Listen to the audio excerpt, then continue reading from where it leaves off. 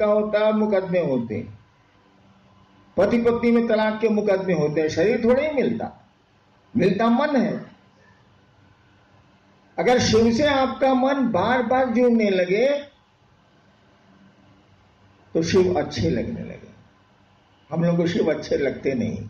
हाथ देता होता है इसलिए बढ़िया बाप है, वो बात ठीक है, नहीं दिया तो बस खत्म। लोग नहीं कहता बेटवा साहब, अरे बाबूजी से जब मांगो तब दे देते हैं, इसीलिए फिट है हमारा बाप। नहीं दिया साला बुढ़ा बकर बकर करते रहता। महादेव के साथ भी यही, हम लोग बर्ताव भी वैसा ही करते हैं महादेव के साथ, जो अपने घर के बूढ़े बुजुर्गों के साथ करते हैं। एक कमरा, बेटा कमा रहा है, बढ़िया है, एक कमरा दे दिया, हमने देखा, एक कमरा दे दिया घर के एक साइड में, माँ या बाबूजी उसमें रहते हैं, समय पर खाना मिल गया, जरूरत हुई तो दवा भी चली गई। घर के किसी भी आयोजन में उससे राय नहीं ली जाती। घर के दैनिक कार्यक्रमों में उससे कोई परामर्श नहीं लिया जाता। बाप आज खाएगा क्या, यह डिसीजन बहू लेती है या बेटी लेती है या बेटा लेता, उसे नहीं पूछा जाता है कि अब तो 70 साल का हो गया, इससे पूछ के कहा होगा जे दे दो साल खाएगा। क्या आप महादेव के साथ ऐसा नहीं करते हैं? घर में एक पूजा घर बना दिया, कोई है जो जल चढ़ा देता हूं या प्रणाम कर लेता हूं या अगरबत्ती जला देता हूं, आपको कोई मतलब नहीं है। जरूरत पड़ी, कोई कष्ट आया तो पहुंच गया पूजा घर में, कहा काम हो गया फिट है, काम नहीं हुआ अनफिट है। तो जो घर के बूढ़े बुजुर्गों की स्थिति है, महादेव भी तो बुजुर्ग है, उसकी भी यही स्थिति है।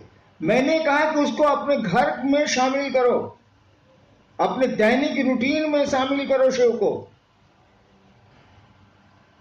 और इसीलिए मैंने कहा कि जो 108 बार आप बैठ के नमः शिवाय करते रहे कई हजार साल से, करिए, हम नहीं रोक रहे हैं आपको,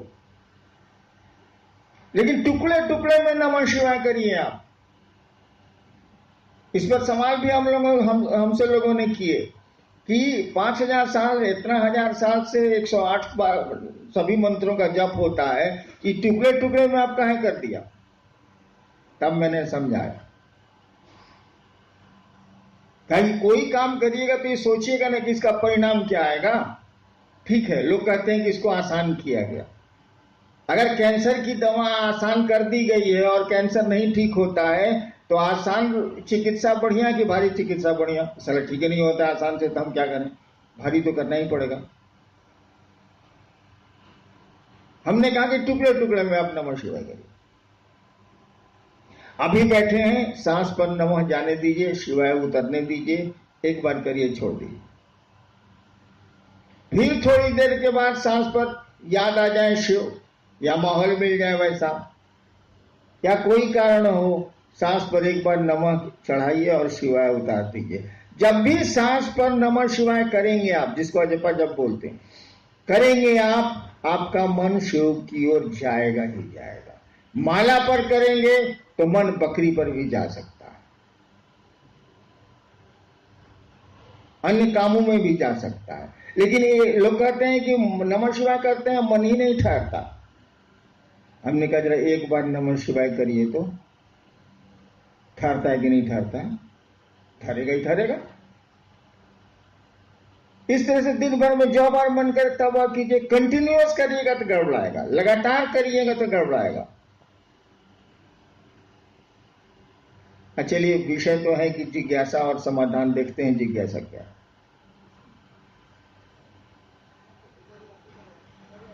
नहीं बेटे, क्या चाहिए?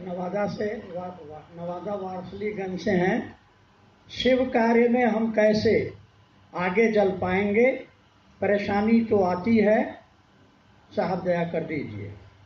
आधा बोल गए, ये परेशानी आती है और परेशानी जाती भी है। इस जगत में कोई चीज ठहर नहीं सकती है। जगत शब्द का अर्थ ही होता है जंगम धातु से बना है जो चलता है। जंगम का अर्थ ही होता है, जंगम का मानी होता है जानवर जो चलते हैं, स्थावर का मानी होता है पेड़ जो एक जगह खड़े रहते हैं। जगत उसी धातु से बना है, यानी यहाँ कुछ भी नहीं ठहरता, सब गुजर रहा है। World is a passing show, ये गुजरता हुआ तमाशा। हाँ, क्या शिवकांत? परेशानी आती है कैसे आगे बढ़ेंगे, शिव कार्य में हम कैसे आगे बढ़ेंगे? बता तो रहे हैं, आप करने को तैयार नहीं है। हमने कहा कि आप दूसरों को शिव शिष्य बनाने की कोशिश करिए। ये मंच वाली आदत छोड़िए, आपने पकड़ लिया। आपको शिव शिष्य बनना है, चरचरिया भजनिया कीर्तनिया नहीं बनना। आपने शिव को गुरु माना है और आपको शिष्य बनना है। महादेव ने कहा दूसरों को शिष्य बनाओ, तुम्हारा मन भी शिव का शिष्य बनेगा। इस काम को करिए। नमः शिवाय को टुकड़े टुकड़े में ले आइए। तीसरा सूत्र, अदया तो मांगिएगा ही मांगिएगा, उसके लिए कहने की क्या जरूरत, जो पहला सूत्र है। मैं अक्सर कहता हूं कि 4 दिन अगर आपको लेटरिन नहीं हो, दवा के बाद भी पेट खुलासा नहीं हो, और शिव के शिष्य हैं आपने, महादेव आपके आराध्य हैं या गुरु हैं, तो आप कहबे कीजिएगा महादेव को कि सरकार हमको लेटरिन हो जाता, बाप रे बाप बड़ी गंजन है। तो दया तो मांगिएगा ही मांगिएगा कि काहे की जिंदगी में खराब सड़कें मिलनी ही मिलनी है, उसके लिए क्या सिखाना। 2 चीज सीखने जैसी है, एक दूसरों को शिव शिष्य बनाने की मानसिकता, और दूसरा नमः शिवाय से अपने गुरु को प्रणाम। इसको करिए, तब भी नहीं होगा कर दिया जाएगा। आप पैदल नहीं चल सकते हैं तो गाड़ियां बनी हैं कि नहीं बनी, बसें बनी हैं कि नहीं बनी हैं। अध्यात्म में भी बसें हैं, गाड़ियां हैं, चलिए तो भाई साहब, चलने की मानसिकता में तो आइए भाई साहब। अब आपको धनबाद जाना ही नहीं है तो कोई बस लाए, ट्रेन लाए, जहाज लाए, क्या फर्क पड़ता है। लेकिन धनबाद जाना ही जाना है तो उपाय हो जाएंगे, उपाय हैं। नेक्स्ट जी, मान्य है कि गुरु भाव सत्ता है, उनका शिष्य होने के लिए शिष्य भाव देना होगा। क्या जगत गुरु की शिष्यता में भाव आवश्यक है?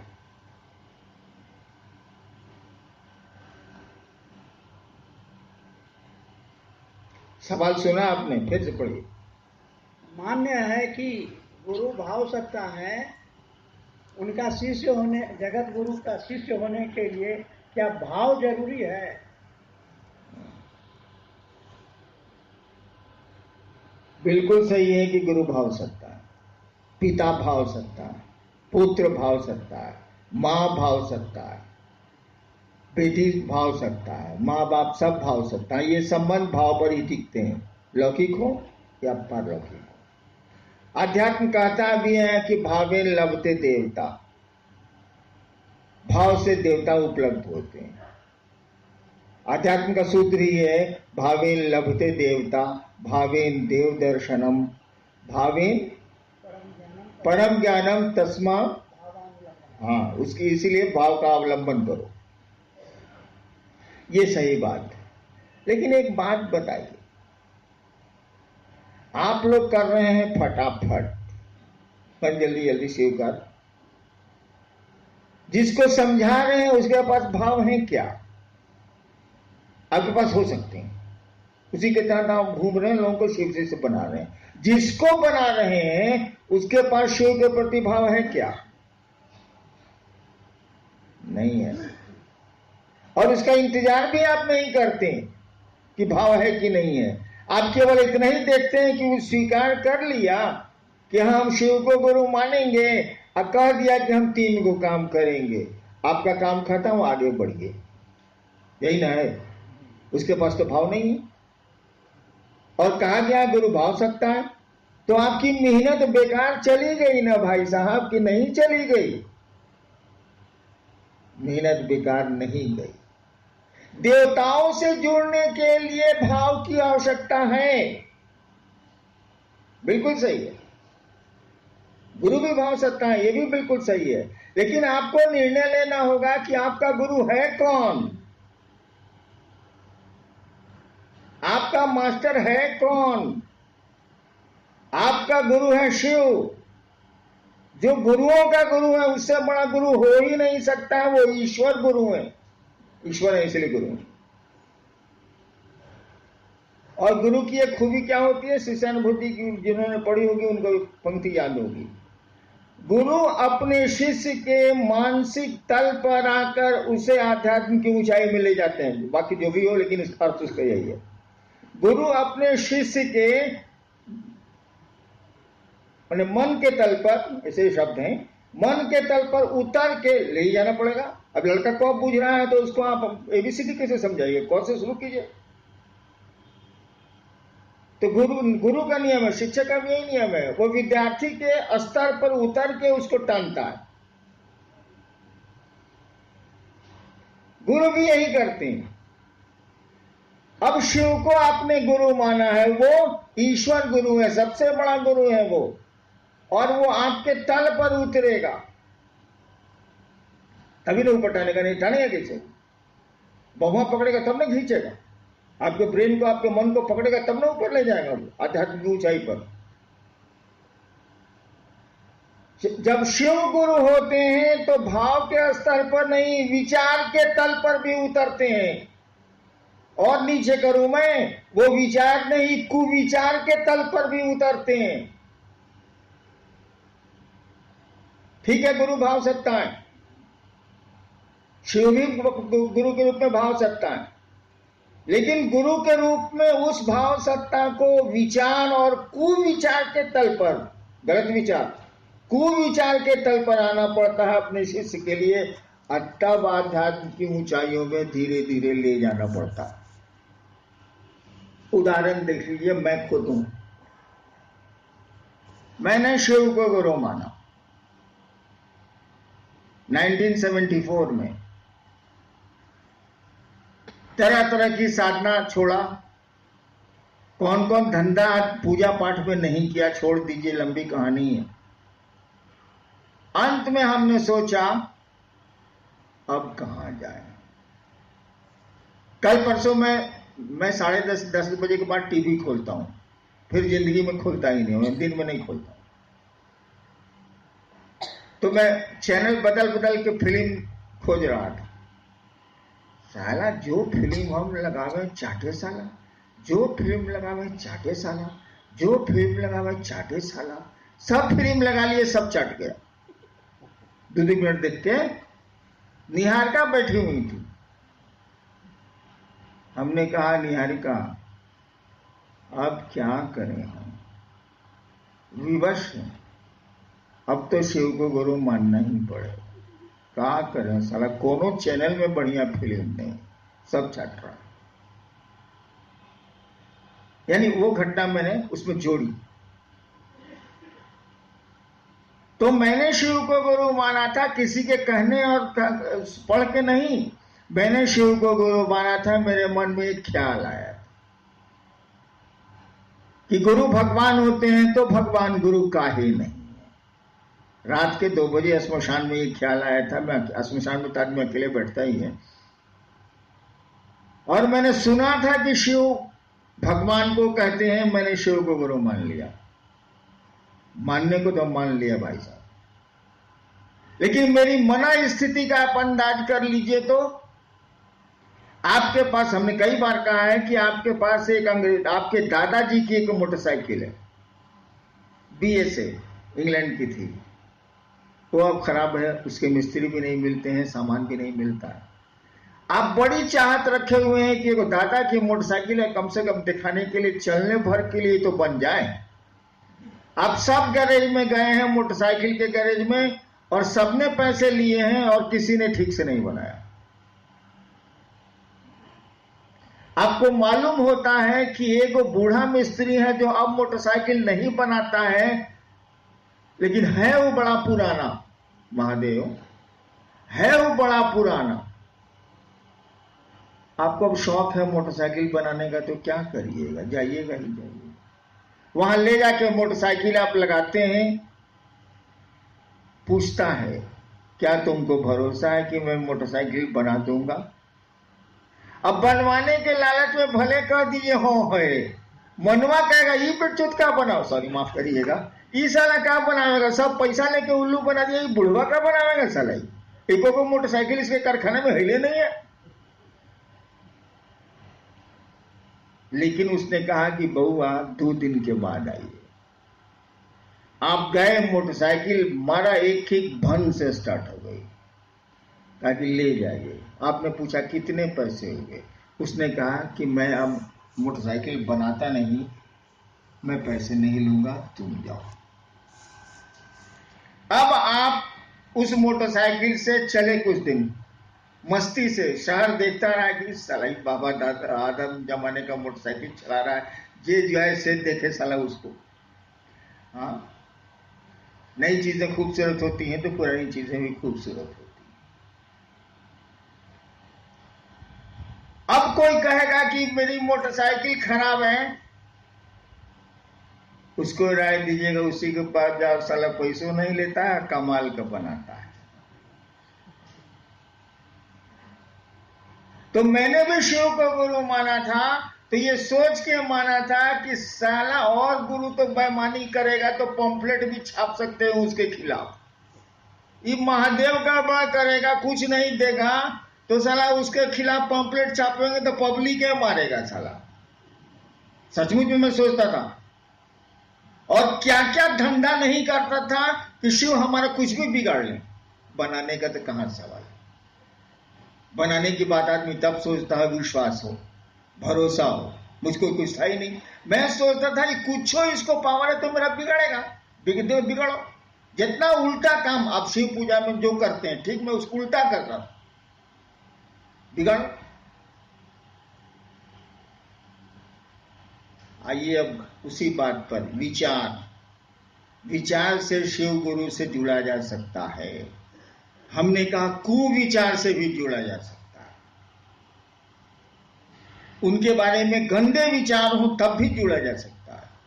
शिव देवता से नहीं जुड़ा जा सकता, शिव गुरु से जुड़ा जा सकता है, क्योंकि वो तो जानता ही है कि विद्यार्थी सलाम को करिए भी करेगा, इसको पढ़ने का मन नहीं करता। इसीलिए मास्टर तो अपनी जिम्मेवारी निभाएगा, कैसे पढ़ा के आपको पढ़ा के कलेक्टर बना देगा। तो शिव भी जानते हैं कि जगत का प्राणी है, जीव भाव के आकर्षण में है, शिव भाव में कैसे जाएगी, कैसे आगे ऐसा लगी। और तब वो विचार करेंगे कि सुंदर विचार शिष्य के नहीं है, तो हमारे सुंदर विचार हो ये जाए तो तहार कौन जरूरत बाबू, हमार कपड़ा साफे बा तो धोबी क्या कहे जाए। जब सब ठीक ही है तो गुरु के पास क्यों जाएंगे हम? या तो सब गड़बड़ है, सब कुछ विचार भी गड़बड़ है। भाव तो बहुत ऊपर की चीज है, भरोसा होगा, विश्वास होगा तब न भाव जगे, तब भी वो जुड़ते हैं। और मैं इसका उदाहरण हूं, केवल मैंने सोच लिया था कि मेरे पास अब कोई चारा नहीं है, सारा टीवी चैनल में कोनो बढ़िया फिल्म नहीं है, अब क्या करें हम बाप। मैंने शिव को गुरु मान लिया, पूरी तरह निराश, हताश, महादेव के प्रति जितने दुर्भाव हो सकते हैं मेरे पास थे। लेकिन गुलाब के फूल को गुस्से में मरोड़िए या प्रेम से उसको सूंघिए, दोनों के परिणाम बराबर होंगे, दोनों में सुगंध रहेगी। गुरु की यही खूबी है कि मास्टर को गाली देता रहता है विद्यार्थी, तब भी वो जानता है कि इसको पढ़ने का मन नहीं है, इसीलिए ऐसा करता है और धीरे धीरे उसको पढ़ाता है।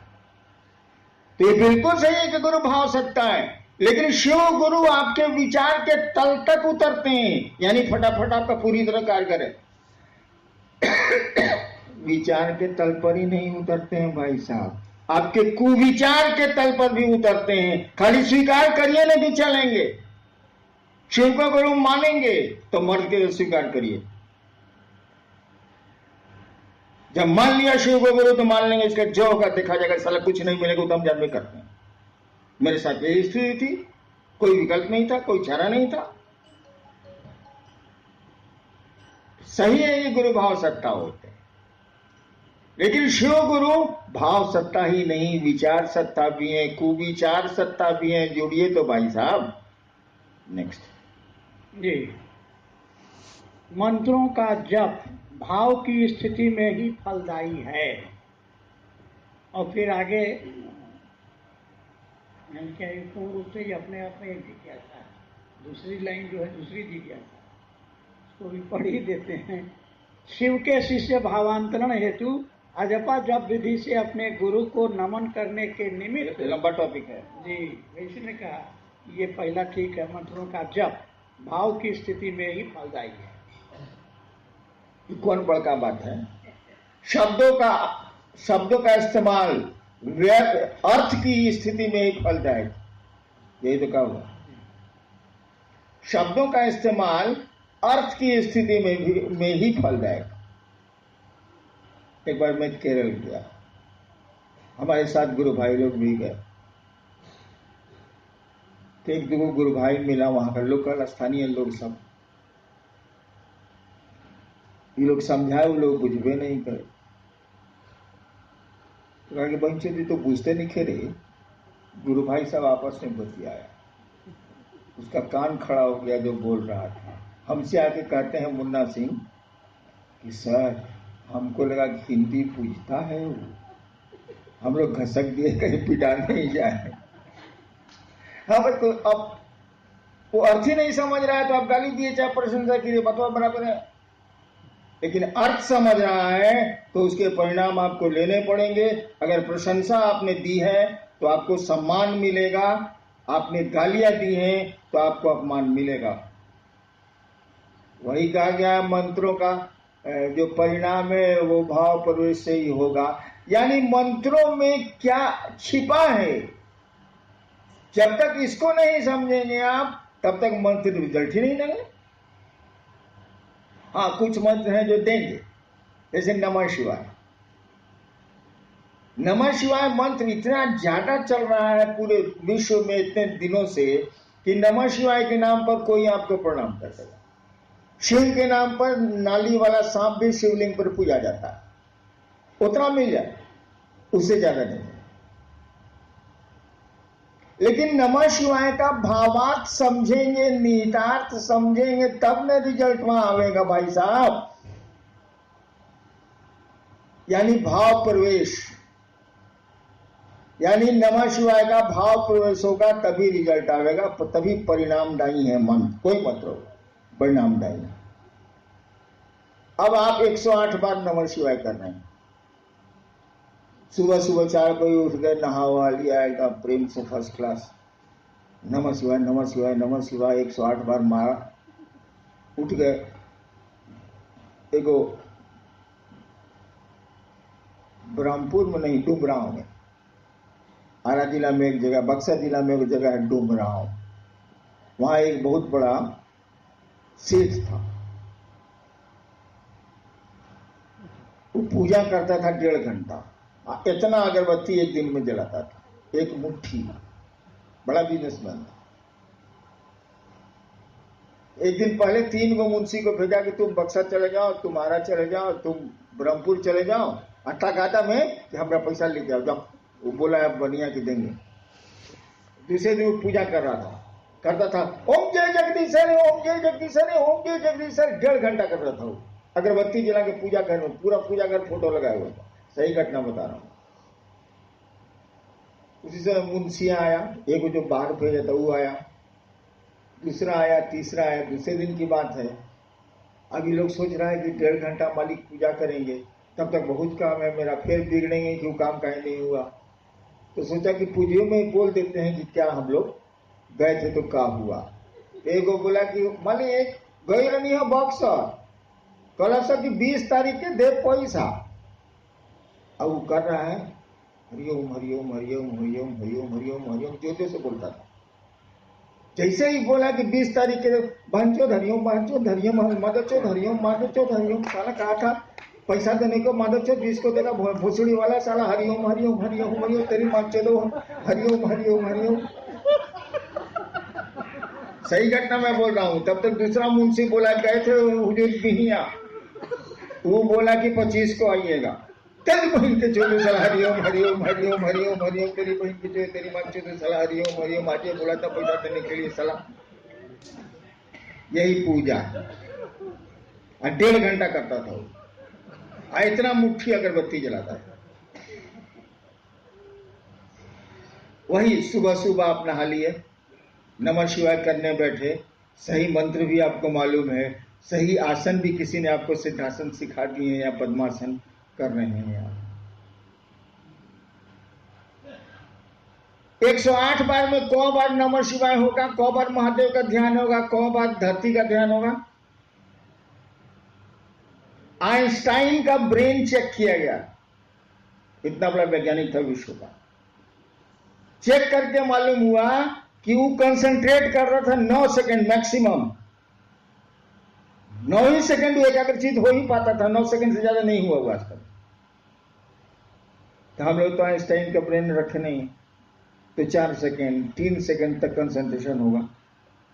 और जब का विधान है कि जो मंत्र होगा उसके देवता का स्मरण भी होगा। जब विधि में समझा नहीं रहा, लेकिन जब का विधान है कि आप होंगे, मंत्र होगा और मंत्र का देवता होगा। मंत्रों के यानी गुरु होंगे। तो आप जब कर रहे हैं नमः शिवाय नमः शिवाय नमः शिवाय, अभी बीच में मदद सलाम पैसा नहीं दिया, नमः शिवाय नमः शिवाय नमः शिवाय नमः शिवाय नमः शिवाय। कितना देर नमः शिवाय हुआ भाई साहब? ये जब कितना देर हुआ? और आधा घंटा के बाद 20 मिनट के बाद आपकी पूजा समाप्त होने के बाद धरती में जो फंसे तो फिर सुबह भी पूजा याद आएगी।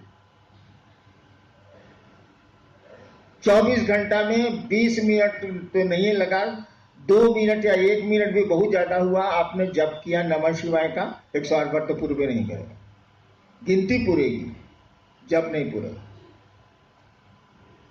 किया। लौकिक जगत में मन बाकी 23 घंटा जोड़ लीजिए हिसाब रह गया। क्या आध्यात्मिक भाव आ गया? हमने कहा कि तुम टुकड़े टुकड़े में नमः शिवाय। जब भी सांस प्रश्वास पर आप नमः शिवाय करेंगे, शिव जरूर याद आएंगे। वो मैकेनिकल हो ही नहीं सकता, मशीन की तरफ कर ही नहीं सकते। सांस पर नमः चढ़ा और शिवाय उतरा, शिव याद आएंगे। हम जानते हैं कि आप इसको देर तक नहीं कर सकते। 9 सेकंड तो आइंस्टीन था, तो हम लोग कहां है? 9 सेकंड। हमने कहा 1 बार करो, 2 बार करो, 3 बार करो। बहुत तुम कबीलाट हो, 11 बार करो। वैसा कबीलाट हम लोग क्या है नहीं, 1-2 को है, लेकिन यहां नहीं आया। लेकिन उससे भी नहीं होता, सब डपोर संख्या है, झूठ बोलता है।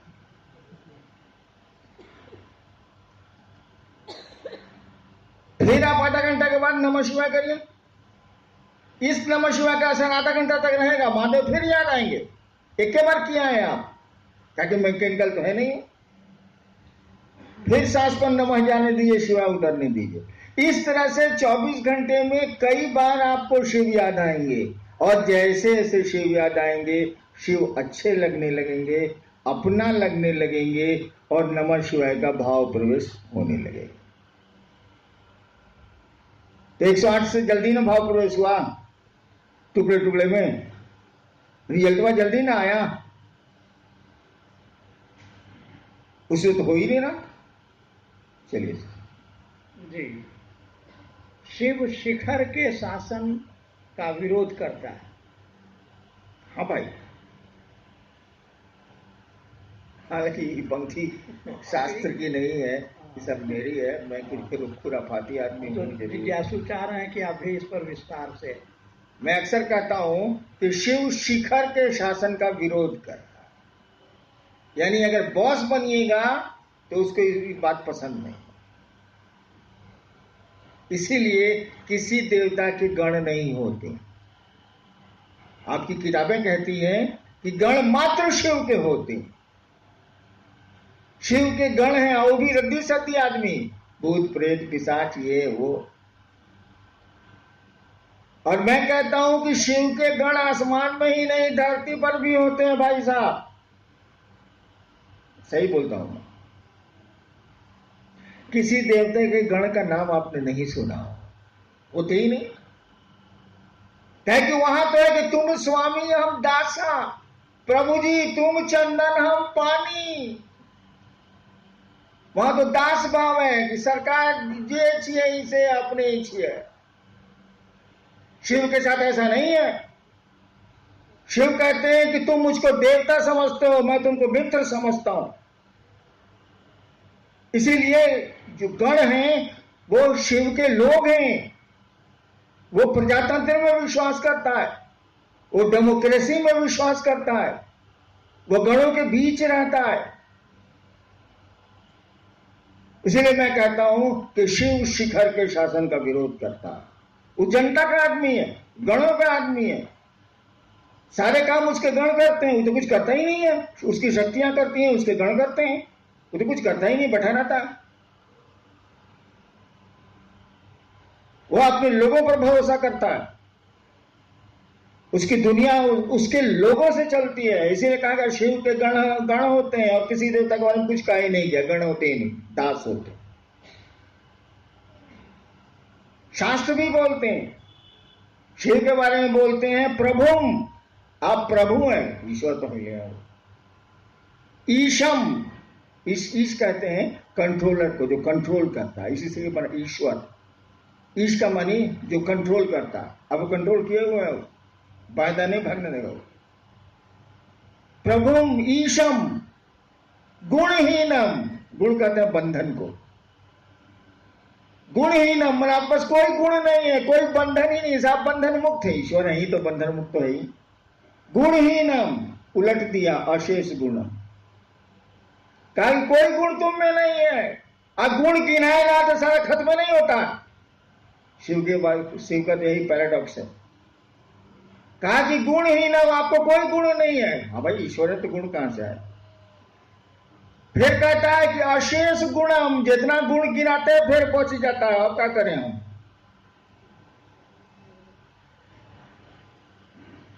कहता है कि सुनिए, आप इतना कड़ा फोकस रखिएगा तब से मोहब्बत कौन करे। इतना कड़ा फोकस है आपका, बाप रे बाप। ईश है, प्रभुम है, गुणहीन है, अशेष गुणम है। तो हम लोग का अकेले नहीं काम कर रहा, आपको धरेगा कौन। कहा कि प्यार तो सब बराबर पर होता है, इतना अप डाउन में कैसे होगा। कहा जाता है बाघ का बच्चा बाघ से नहीं डरता। शिव अपने गणों से जाने जाते हैं, इसीलिए उनके गण उनसे नहीं डरते। और शास्त्र कहते हैं लास्ट में, गणाभरणम, हे शिव आपके आभूषण ही है आपके गण, आपके लोग। आप उन्हीं आभूषणों से शोभा पाते हैं। आभूषण का नाम गणाभरणम, गण आपके आभूषण है, उसके बिना तो आप शोभा ही नहीं पाते हैं। यानी शिव लोगों में जीता। शिव के नाम पर नाली का सांप भी पूजा जाता है शिव मंदिरों में। वो लोगों के बीच जीता है, गणों के बीच रहता है। गण माने आदमी, गणतंत्र से बना है, लोगों के बीच में रहता है। और तब मैंने कहा शिव शिखर के शासन का विरोध करता है। जब भी बॉस बनिएगा अपने को ऊपर ले जाइएगा, शिव के नजर में खटकेगा, क्योंकि वो तो जनता का आदमी है। वो तो जितने नीचे के लोग हैं उनका आदमी, नीचे के लोग मैंने लोग सबका उनका आदमी है। उसकी अलग कोई आइडेंटिटी नहीं है, अलग कोई अस्तित्व नहीं है। शिव अपने गणों के चलते जाने ही जाते हैं, शक्तियों के चलते जाने जाते हैं। कहा जाता है कि शक्तियां शिव का प्रकटीकरण है। शिव अपनी शक्तियों से जाने जाते हैं, शिव अपने गणों से जाने जाते हैं। अन्य देवताओं में ऐसा नहीं है। भाई हो जाएगा लेट। आइए महादेव का काम करें हम लोग।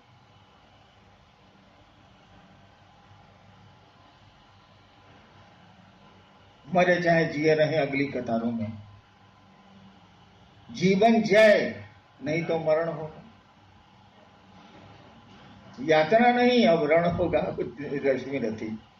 जीवन जय, या तो शिव को धरती पर गुरु के रूप में उतारेंगे, गुरु उतर जाएंगे, शिव उतर जाएंगे, शिव को धरती पर उतारेंगे, या नहीं जीवन जाए, नहीं तो मरण हो।